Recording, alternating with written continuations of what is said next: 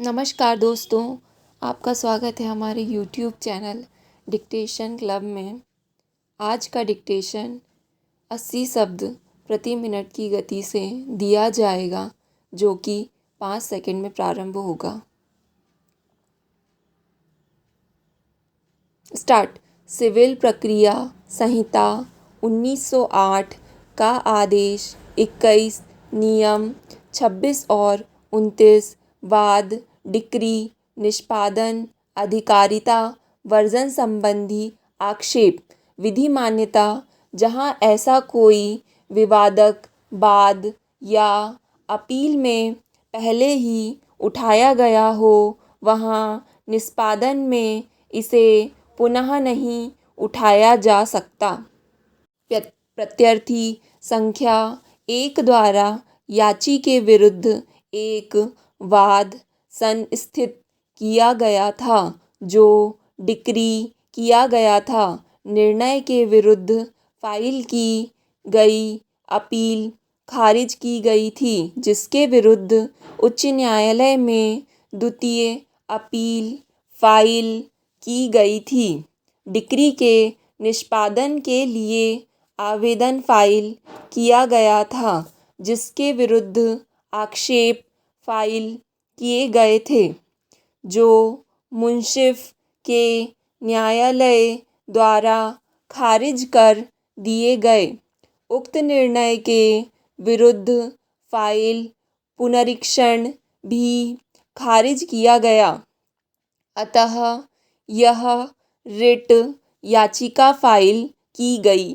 Writ याचिका खारिज करते हुए अभिनिर्धारित जहां तक अधिकारिता के वर्जन का संबंध है, यह विवादक बाद में तथा सिविल अपील में उठाया गया था। उन्होंने इसे निष्पादन में पुनः नहीं उठाया जा सकता।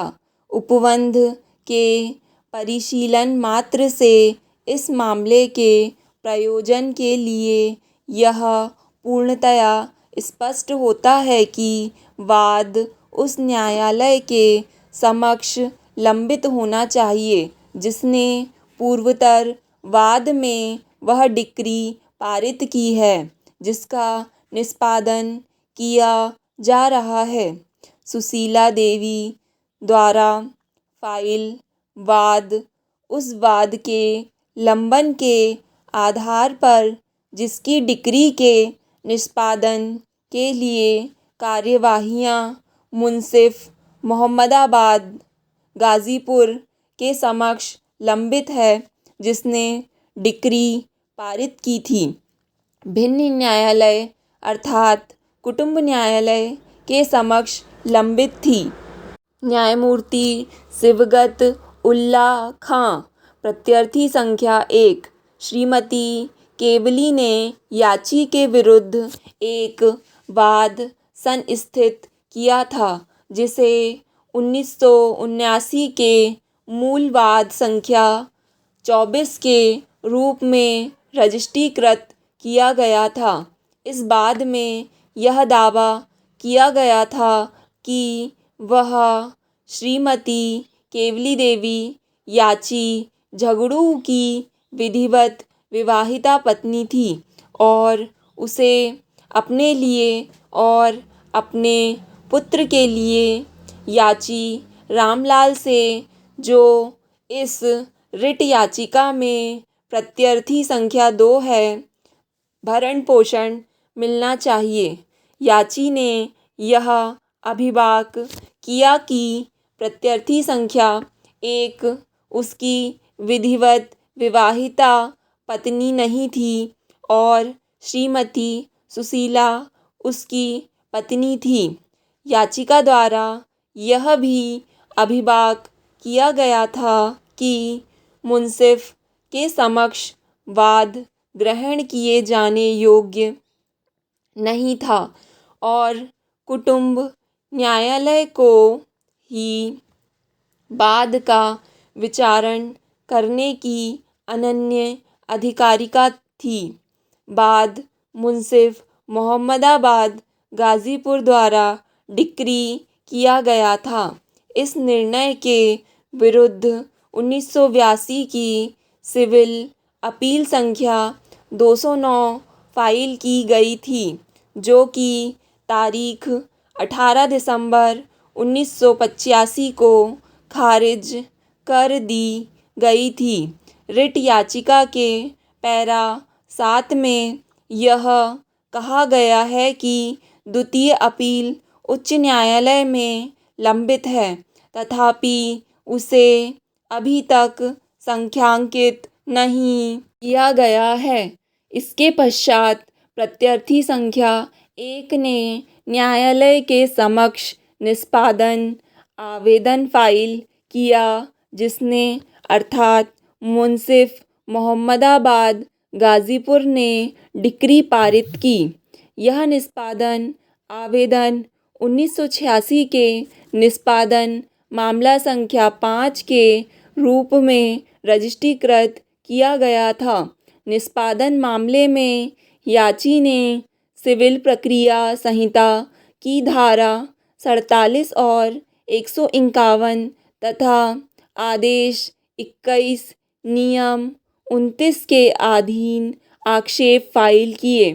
याची ने आरोपों में आधिकारिकता वर्जन के अपने अभिभाग को दोहराया।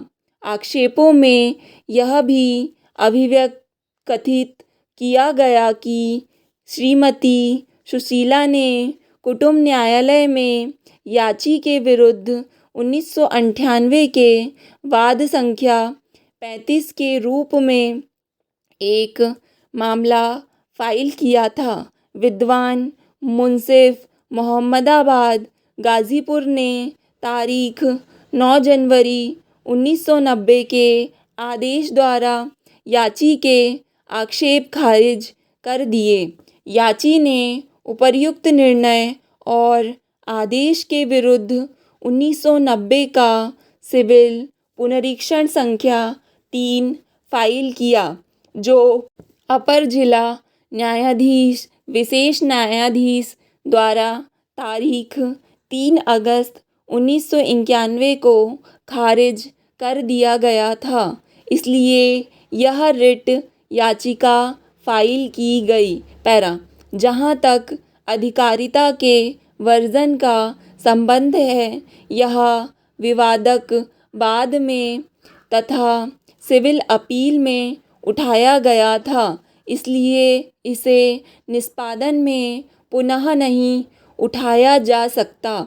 इस संबंध में भरमप्पा, नेमन्ना, कावले और एक अन्य बनाम ढोंडी, भीमा पाटिल और अन्य और पीवी जोश बनाम कनिकम्मल वाले मामलों का निर्देश किया जा सकता है। पैरा तथापि जैसा कि तारीख 27 सितंबर 2010 के आदेश में उल्लेखित किया गया है कि जब दलीलें सुनी गई थी और निर्णय आरक्षित किया गया था, तब याची के विद्वान काउंसलर ने मामले में केवल एक मुद्दे पर दलीलें दी थीं और वह मुद्दा सिविल प्रक्रिया संहिता के आदेश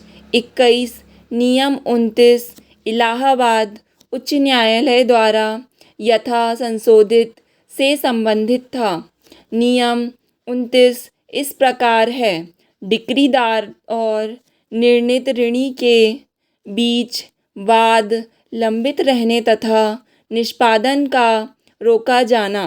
जहां उस व्यक्ति की ओर से जिसके विरुद्ध डिक्री पारित की गई थी, कोई वाद ऐसे न्यायालय की डिक्री के धारक के या ऐसी डिक्री के जो ऐसे न्यायालय द्वारा निष्पादित की जा रही है, धारक के विरुद्ध किसी न्यायालय में लंबित है, वहाँ न्यायालय प्रतिभूति के बारे में या अन्यथा ऐसे निबंधनों पर जो वह ठीक समझे डिक्री के निष्पादन को अब तक के लिए रोक सकेगा, जब तक लंबित वाद का विनिश्चय ना हो जाए। Stop para.